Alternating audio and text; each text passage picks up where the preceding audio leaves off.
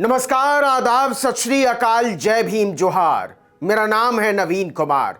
आज मैं यहां से शुरुआत करना चाहता हूं कि झूठा है आपका रामराज, ढकोसला है आपका धर्म, बकवास है आपकी वसुधैव कुटुंबकम की पोंगापंथी और घिनौनी है आपकी सनातनी गर्जनाएं।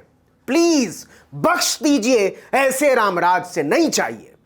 आज जो मैं कहने जा रहा हूं उसे कहते हुए शर्मिंदा हूं और मेरा दावा है कि यह शर्मिंदगी इस देश के 25 करोड़ से ज्यादा दलितों की सामूहिक शर्मिंदगी है। मैं यह साफ कर देना चाहता हूं कि आगे जो मैं कहने वाला हूं उसे सुनने के बाद आपके सौंदर्य बोध, आपके शक्ति बोध, आपके आध्यात्मिक बोध को सदमा लग सकता है। हालांकि मेरा ऐसा कोई इरादा नहीं है, तब भी आपसे अनुरोध है कि अगर आप झूठ और फरेब को सुनने और सामना करने की हिम्मत नहीं रखते तो यहां से आगे मत सुनिए, कुछ और देख लीजिए। हंसने, गाने, चुटकुले, मजाक के वीडियो लगा लीजिए।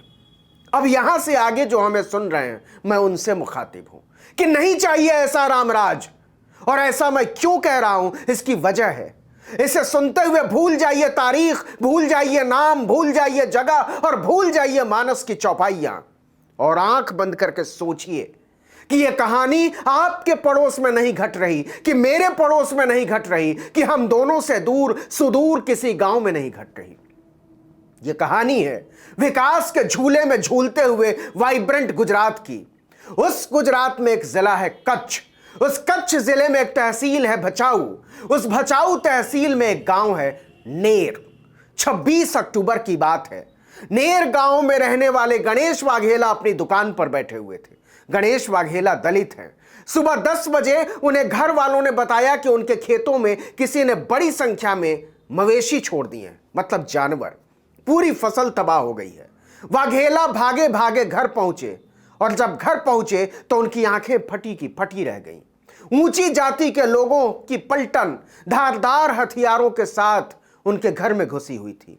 घर में जो भी मौजूद था वो उस पर वार किए जा रहे थे और वार करते हुए वो एक ही बात चिल्ला रहे थे, तुम दलितों की हिम्मत कैसे हुई हमारे राम के मंदिर में घुसने की? तुमने हमारे राम को अपवित्र कर दिया है, हम तुम्हें मार डालेंगे, कहीं का नहीं छोड़ेंगे। तुम दलितों ने हमारे राम को अपवित्र कर दिया है। देखते ही देखते पूरे घर में खून ही खून फैला हुआ था। जो भी बचाने आया उसी को लथपथ कर दिया। 6 लोग जमीन पर पड़े हुए थे, किसी के सिर फटे हुए, किसी का हाथ कटा हुआ, किसी की पीठ को उधेड़ डाला गया था। सब कुछ पवित्र राम को दलितों की छाया से बचाने के नाम पर, क्योंकि इंसान को छू देने से ईश्वर अपवित्र हो जाते हैं और ऊंची जाति के लोगों ने ईश्वर को पवित्र बनाए रखने का टेंडर भरा है और यह टेंडर वही भर सकते हैं। जन्म जन्मांतर से यह उन्हीं का अधिकार है। उन्होंने सदियों से अपने ईश्वर को जनेऊ में लपेट कर रखा है और ईश्वर इसके लिए उनके ऋणी हैं।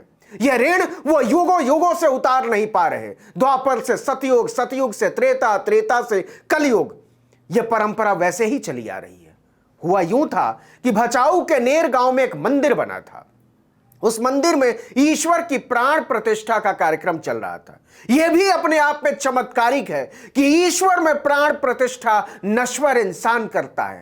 तर माल खा खाकर अघाए हुए कुछ तुंदिया लोग जो चलते हुए अपने आप तक को नहीं संभाल सकते, वो दावा करते हैं ईश्वर को संभालने का, उसमें जान फूंकने का, उसके नाम पर टेंडर उठाते हैं धर्म के कारोबार का, जन्म से मृत्यु तक, जिसके लिए कोई योग्यता नहीं चाहिए सिवाय इसके कि आपने कुछ खास जातियों में जन्म लिया हो।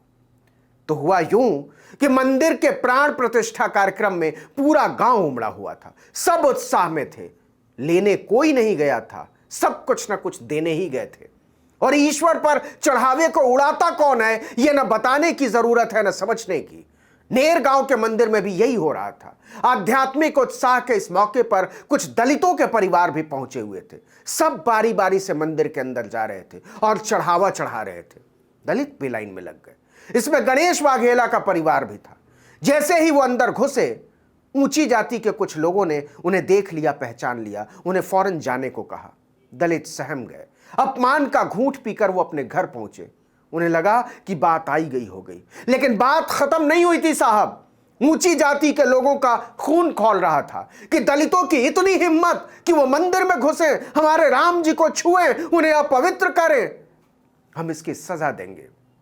और उन्होंने जो सजा तय की थी उसके बारे में बताते हुए मेरे रोंगटे खड़े हो रहे हैं।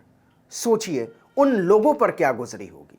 पीड़ित परिवार का आरोप है कि हमलावरों ने उनके मोबाइल फोन भी छीन लिए थे ताकि वो किसी को मदद के लिए बुला न सके, पुलिस को बता न सके। इतना ही नहीं, वो जाते जाते उनकी गाड़ियां भी तोड़ गए। उन्हें यह भी बर्दाश्त नहीं था कि उनके सामने से दलित गाड़ियों में शान से गुजरें, हॉर्न बजाएं और किसी भी तरह से बराबर नजर आएं। आप हैरान रह जाएंगे यह जानकर कि कच्छ की लोकसभा सीट दलितों के लिए आरक्षित है। वहां 3 लाख से ज्यादा दलित रहते हैं, फिर भी वहां ऊंची जाति के लोग दलितों को मंदिरों में जाने से रोक देते हैं और अगर वो चले जाते हैं तो उनके घरों में घुस आते हैं। तो कौन कहता है कि आजादी के 74 साल बाद आदमी और आदमी बराबर हो गए? कौन कहता है कि जातिवाद खत्म हो गया?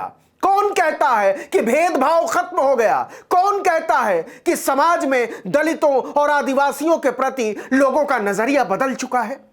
कौन कहता है कि मुसहर और बाभन बराबर हो गए? नहीं हुए हुजूर, नहीं हुए। आपके रामराज की तमाम लफ्फाजियों के बावजूद नहीं हुए। बना लीजिए अयोध्या में गगनचुंबी मंदिर, जोड़ लीजिए शिलाएं और कर दीजिए उनमें प्राण प्रतिष्ठा। अगर आपके राम जी की प्राण प्रतिष्ठा के लिए आदमी के प्राण लेने पड़े तो माफ कीजिए माई बाप, माफ करना हिंदू धर्म के विधाताओं, माफ करना पंडो पुजारियों, माफ करना। नहीं चाहिए ऐसा रामराज, नहीं चाहिए ऐसा रामराज जो दलितों के छू भर लेने से अपवित्र हो जाता है। नहीं चाहिए ऐसा कोई भी राज जो बाबा साहब के दिए हुए बराबरी के धर्म के ऊपर दलितों, आदिवासियों, मुसलमानों की छाती में त्रिशूल घोंपकर किसी और धर्म का झंडा लहराना चाहता है। बख्श दीजिए इस देश को ऐसे किसी भी रामराज से। फाड़ कर फेंक दीजिए वो किताबें जिसने करोड़ों लोगों को अपनी ही तरह के आदमी के सामने कमतरी के एहसास से भर दिया है। अगर आपने इससे इनकार किया तो याद रखिए, जाति और रंग के आधार पर उठी हुई सिसकियां एक दिन सुराख कर देंगी आपके धर्म के आसमान में, फाड़ कर फेंक देंगी आपकी ध्वजाएं और छाप देंगी आपके नौलखे भवनों पर संविधान की आयतें कि यहां सिर्फ इंसान आ सकते हैं, अधिकारों और अवसरों में बराबरी के इंसान। इस वीडियो में इतना ही। आर्टिकल 19 इंडिया को सब्सक्राइब कीजिए। नमस्कार।